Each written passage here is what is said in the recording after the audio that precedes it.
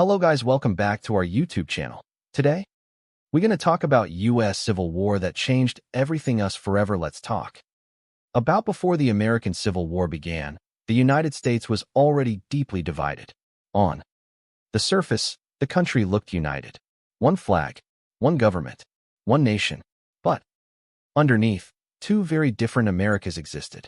One America was industrial, modern, and rapidly growing. The other was agricultural, traditional, and dependent on enslaved labor. These differences created tension that grew year after year. At the center of the conflict was slavery. In the southern states, slavery was the foundation of the economy. Large plantations produced cotton, tobacco, and sugar. Using enslaved African Americans, wealth and social power depended on this system. In the northern states, slavery had mostly ended. Factories, trade, and cities were expanding. Many people in the North believed slavery was morally wrong. Others opposed it simply because it threatened free labor. This difference created fear. The South feared losing its way of life. The North feared slavery spreading into new territories. As the country expanded westward, one question followed every new state: will it be free or slave? Each decision increased anger on both sides. Compromises were made, but they only delayed the conflict. Laws were passed to balance power, but resentment remained.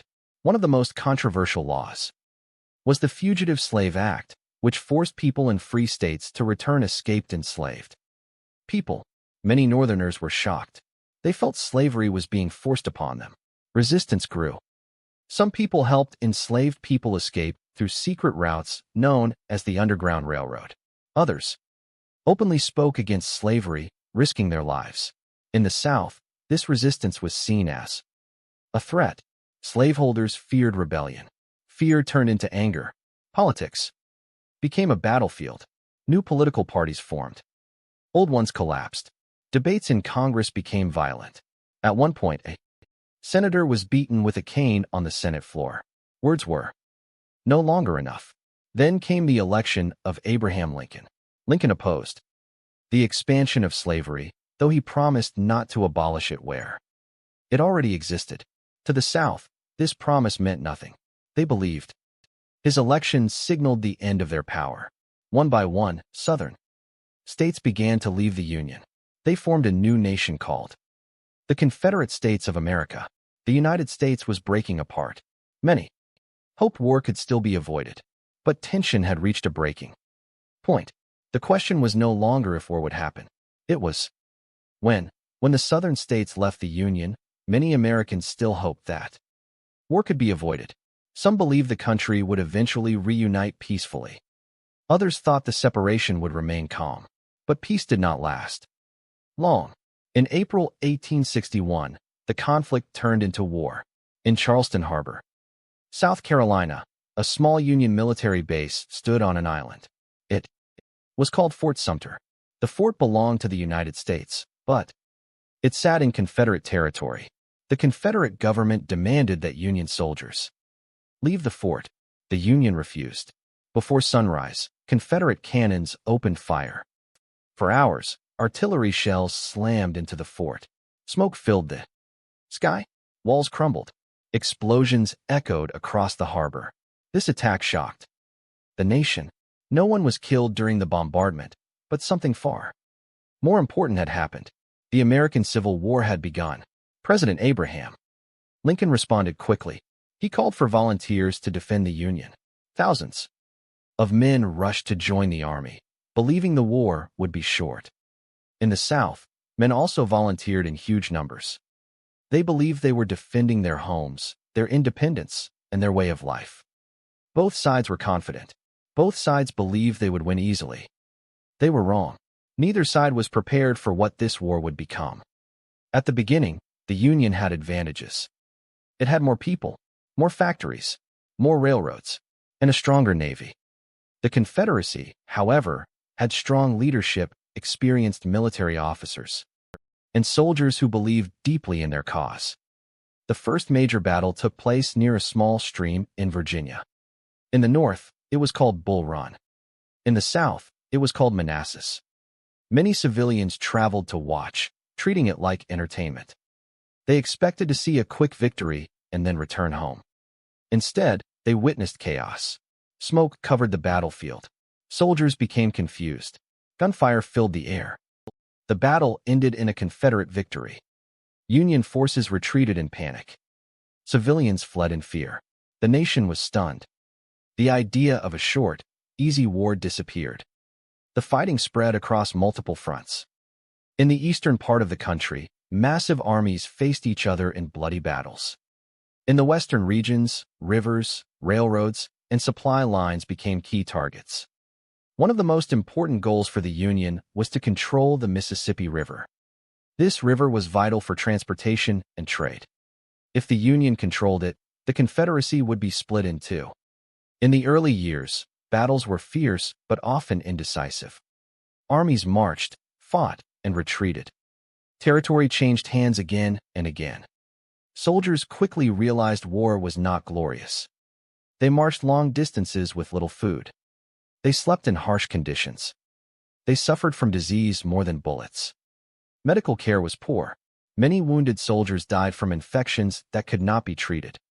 Weapons had improved, but tactics had not. Soldiers still fought in close formations while rifles were now far more accurate. This caused massive casualties. One battle could leave thousands dead or wounded in a single day. As the war continued, both sides began to understand its true cost.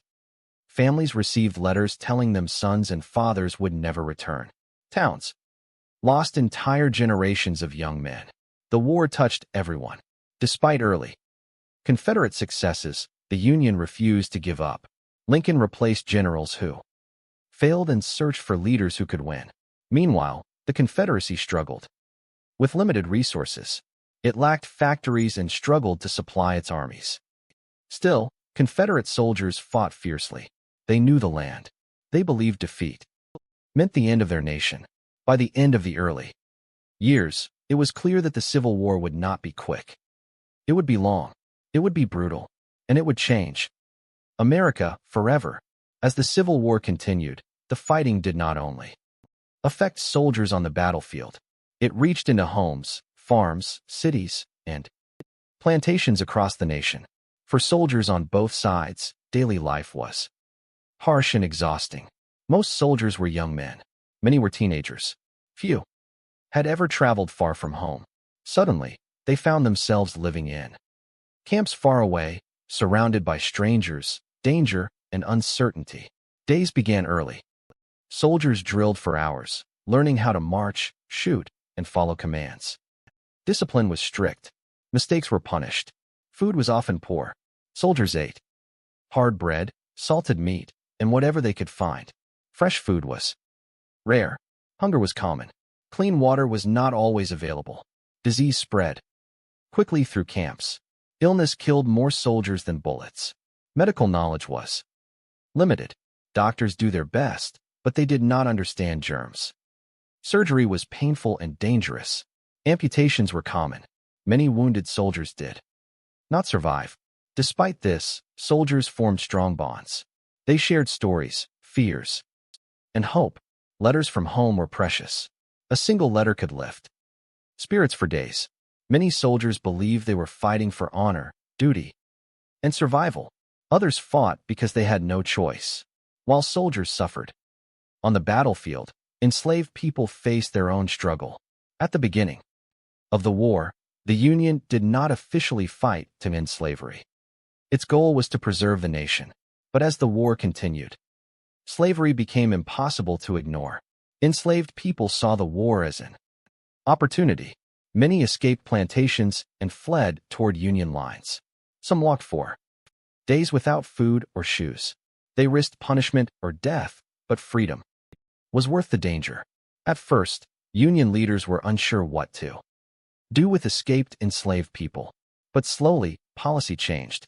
The president realized that slavery supported the Confederate war effort. Ending slavery would weaken the South and change the meaning of the war. In 1863, the president issued the Emancipation Proclamation. It declared freedom for enslaved people in Confederate-controlled states. This did not free everyone immediately, but it transformed the war. The Civil War became a fight not only to save the Union, but to end slavery.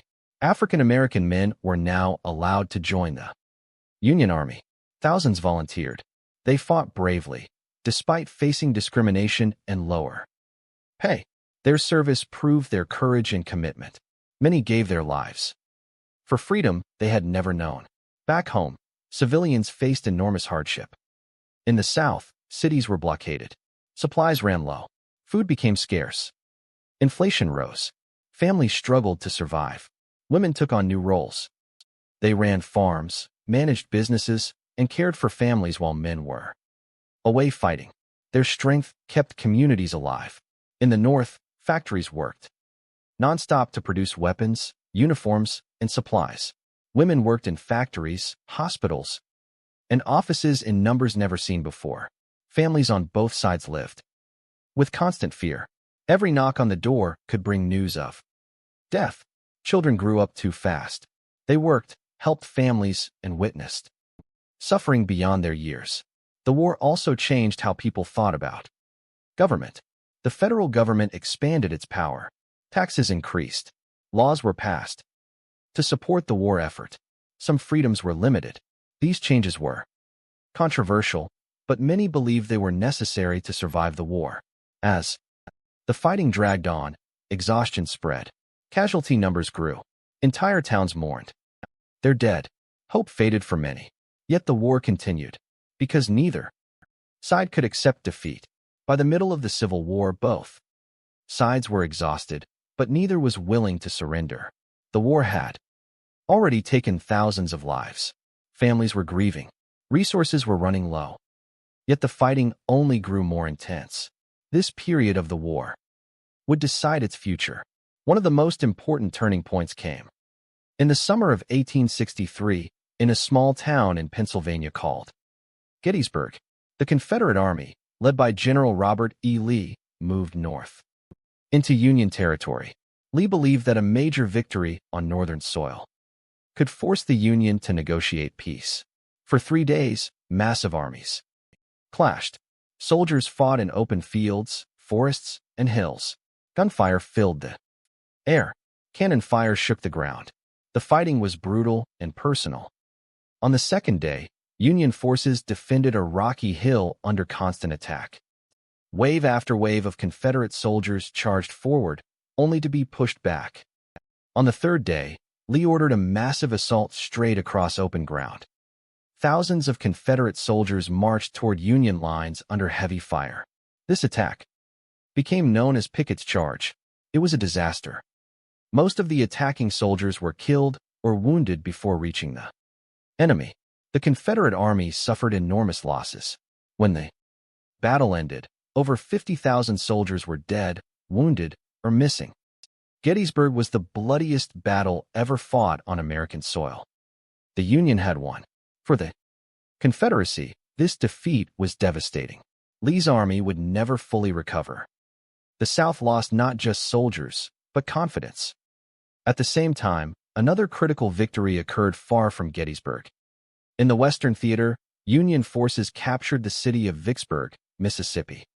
Vicksburg sat high above the Mississippi River. It was heavily fortified and extremely difficult to attack. Union General Ulysses S. Grant surrounded the city and cut off supplies. For weeks, Confederate soldiers and civilians inside Vicksburg suffered from hunger and disease. Eventually, the city surrendered.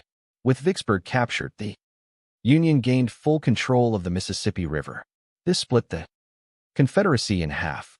The South could no longer move troops or supplies easily. Its ability to fight was severely weakened. Together, Gettysburg and Vicksburg changed everything. Before these battles, the outcome of the war was uncertain. After them, balance shifted clearly toward the Union. President Lincoln understood the importance of these victories. He knew the war was still far from over, but for the first time, hope felt real. Later that year, Lincoln delivered a short speech at Gettysburg. It became one of the most famous speeches in American history. In it, He reminded the nation why the war was being fought, not just to save the Union, but to ensure freedom and equality. The message was clear: the sacrifices must mean something. As the war continued, Union strategy became harsher. Instead of only fighting enemy armies, Union forces began targeting infrastructure, railroads, factories, and farms. The goal was to break the Confederacy's ability and will to continue fighting. This approach was controversial, but effective. Southern cities were damaged. Supplies disappeared. Civilian hardship increased. Morale in the South began to collapse. Meanwhile, the Union's advantages grew stronger. More factories meant more weapons. More railroads meant better movement. More soldiers meant sustained pressure. The Confederacy struggled to replace losses. By this point, it became clear that the war was no longer about quick victories. It was about endurance, and the Union had more endurance after the major Union victories. The Civil War entered its final and most destructive phase. By this point, both sides understood something clearly. This war would not end through one single battle. It would end only when one side could no longer continue. President Abraham Lincoln needed generals who would fight aggressively and relentlessly. He found that leader in Ulysses S. Grant. Grant believed in constant pressure. Instead of retreating after battles, he kept moving forward. Instead of giving the enemy time to recover, he attacked again and again. His strategy was simple but costly. The Union had more soldiers and resources. Grant believed that if he kept pushing, the Confederacy would eventually break.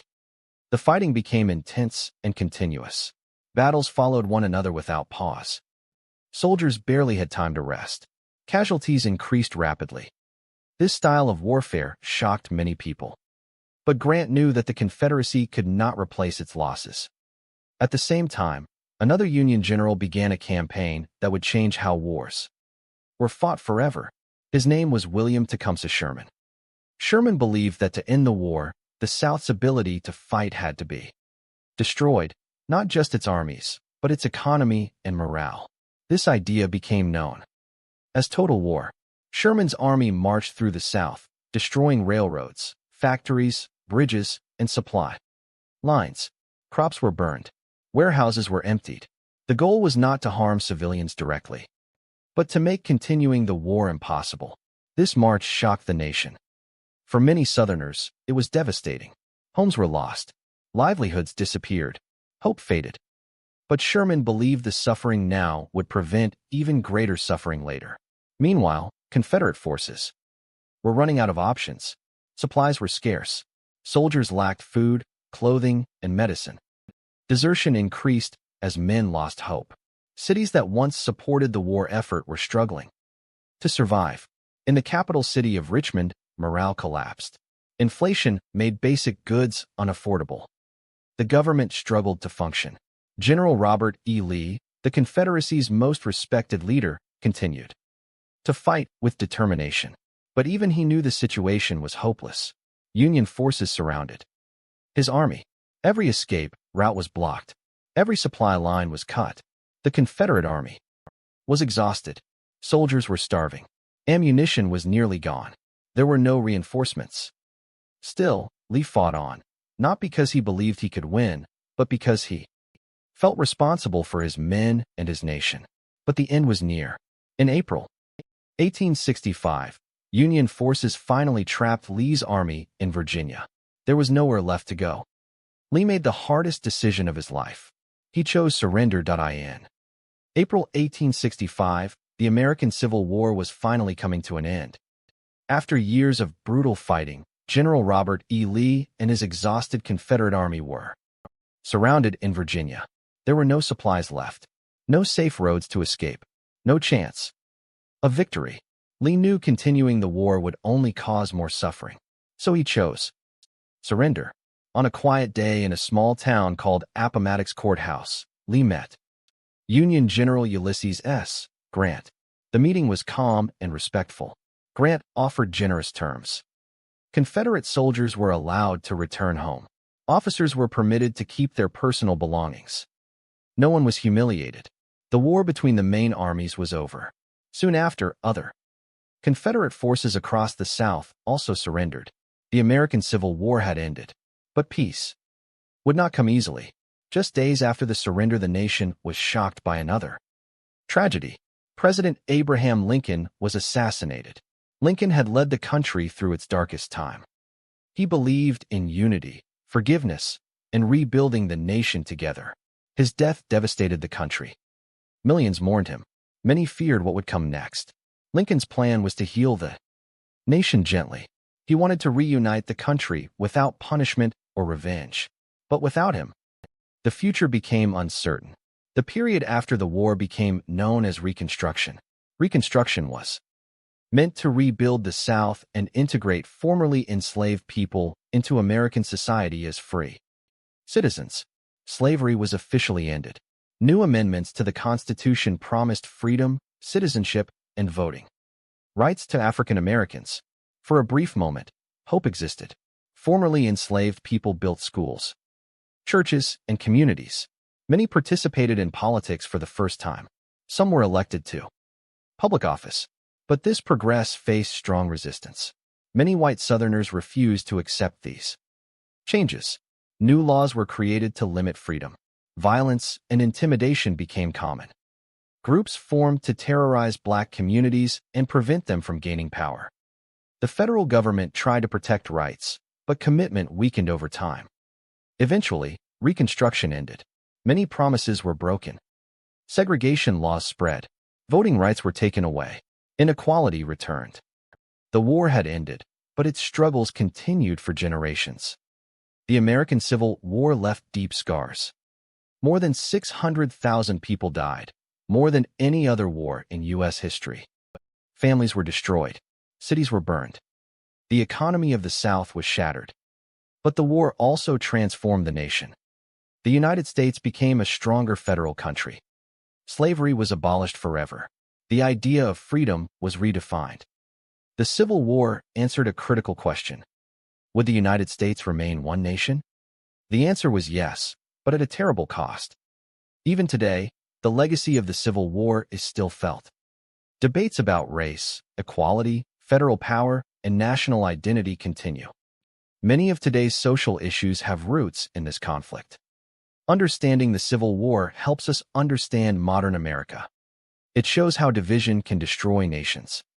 It shows how fear can lead to violence. And it shows how difficult true unity really is. History does not disappear when wars end.